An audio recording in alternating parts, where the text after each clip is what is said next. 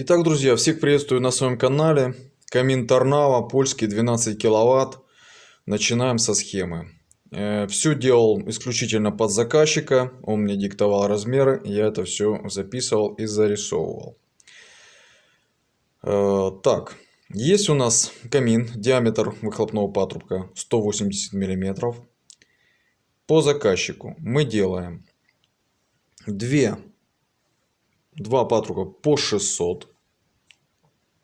Съемные на хомутах. Система абсолютно разборная. Клапана не будет, заслонки. Заказчик сказал, что в паспортных данных камин герметичный, можно не ставить заслонку. Все, эти детали голые.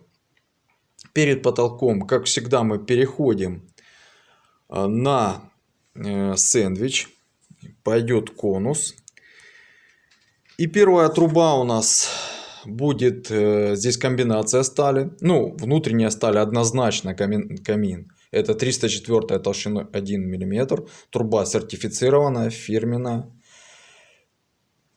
Первый кожух у нас из 304 зеркальной стали.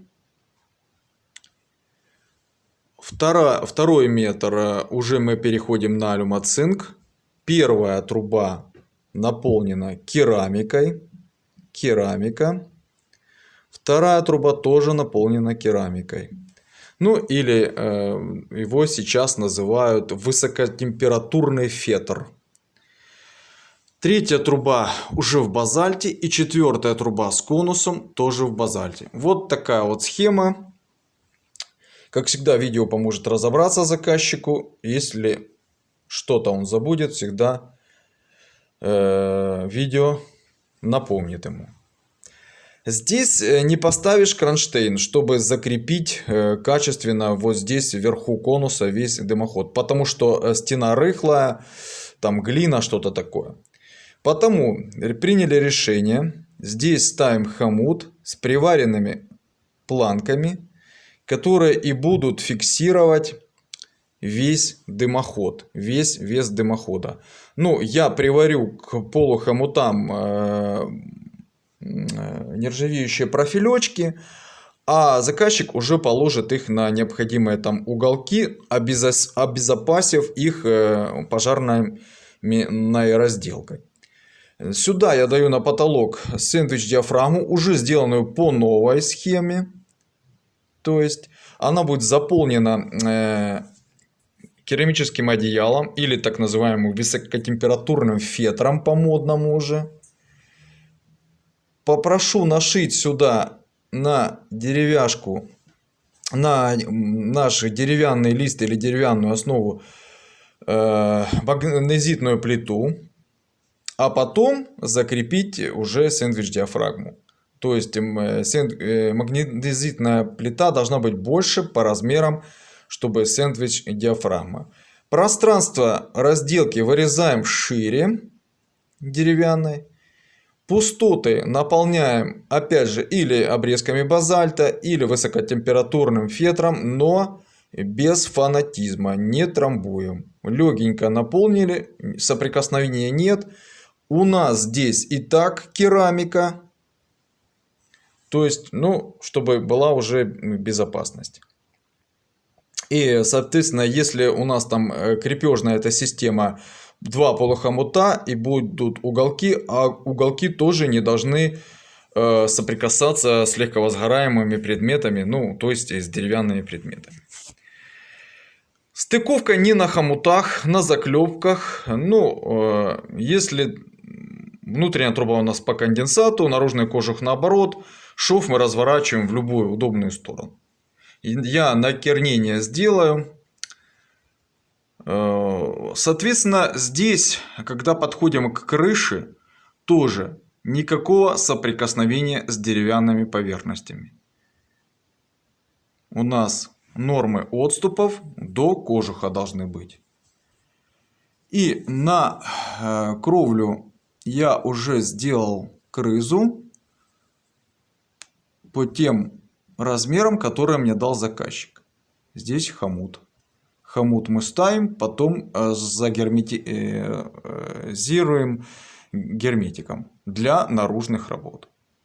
Здесь вот такая у нас система. Ну, я не буду фиксировать размеры, заказчик размеры знает. Вот такая у нас картинка. Начинаем монтаж мы от котла, отбиваем линию, ось, по которой идет наш монтаж. Делаем этот участок, потом переходим на чердак, чердак здесь высокий, и потом делаем уже все работы на чердаке. Потом выходим на крышу. Кровля легковозгораемая, значит ставим дефлектор-искрогаситель. Как всегда, верхний конус и дефлектор-искрогаситель я сделал из 304 зеркальной нержавеющей стали. Все, поехали, смотрим детали. Так, наша раскладка на полу. Два патрубка по 600, это голые детали. Я уже подготовил хомуты и состыковал. Сейчас у нас здесь 1200. На камин тоже одеваем хомут. Хомут шириной 60 мм, 30 на камин, 30 под бортик. Все это на герметик. Как раз у нас будет, то есть металл-металл. Стык в стык. Четко стык в стык. Если вдруг возникнет конденсат, он не выйдет на камин. Он будет стекать вовнутрь. Все собираем по конденсату. И здесь у нас система разборная.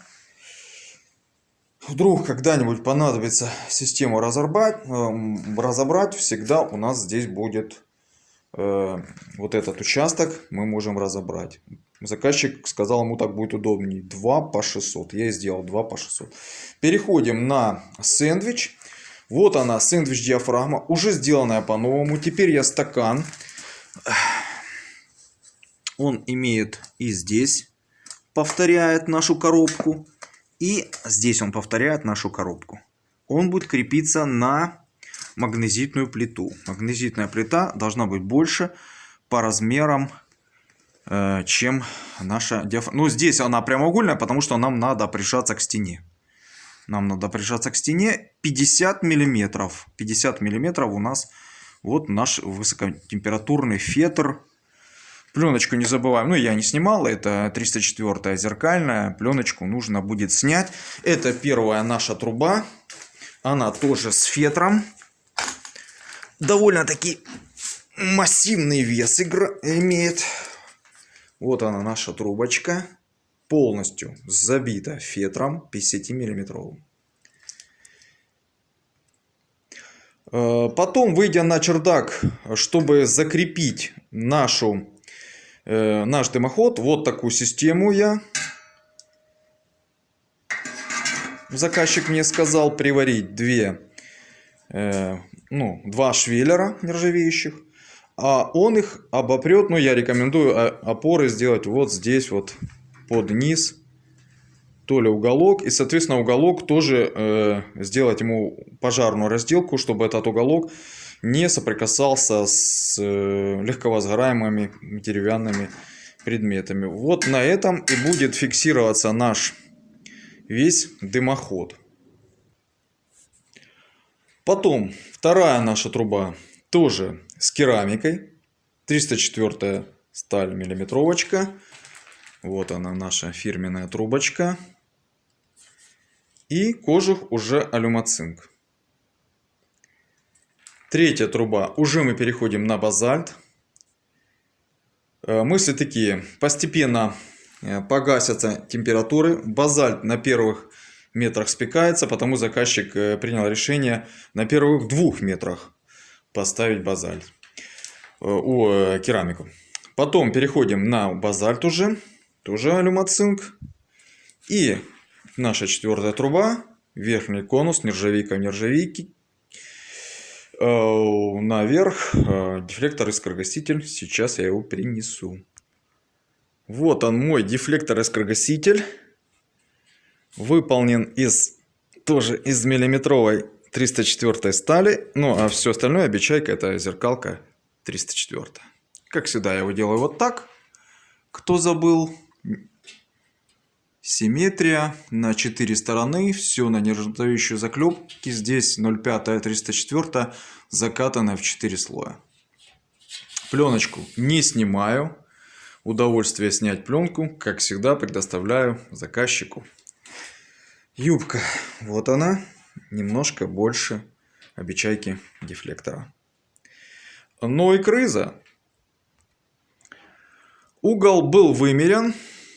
Он оказался 45 градусов. Вот она, наша крыза. Здесь будет рядом конек. Напомню, конек мы должны наложить наверх. Вот сюда нахлестнуть. Потом крызу закрепить аккуратненько. Потом вот он наш хомутик прорезиненный. И в конце, когда мы его затянем, обмазать герметиком для наружных работ. Ну, вот так я обмазываю бельгийским союдалом. Внутри обклеил лентой высокой плотности. Крыза одевается, я ее подогнал, она одевается даже на конус. Так что если поставить последний метр, крыза оденется. И не забываем. Ну, вот он наш дымоходик на Торнаву. Такая схема. Заказчик не смог мне схему нарисовать и скинуть это все на почту или Viber. Так что размеры выслушивал по телефону под диктовку. Ну, так что смотрите. Все услуги могу выслушать заказчика и под диктовку, зарисовав схему. Конечно, это хуже. Но, тем не менее, есть и такая услуга. Так что готовьтесь к зиме. Тепло – это самое главное. Всем пока, друзья. Удачки!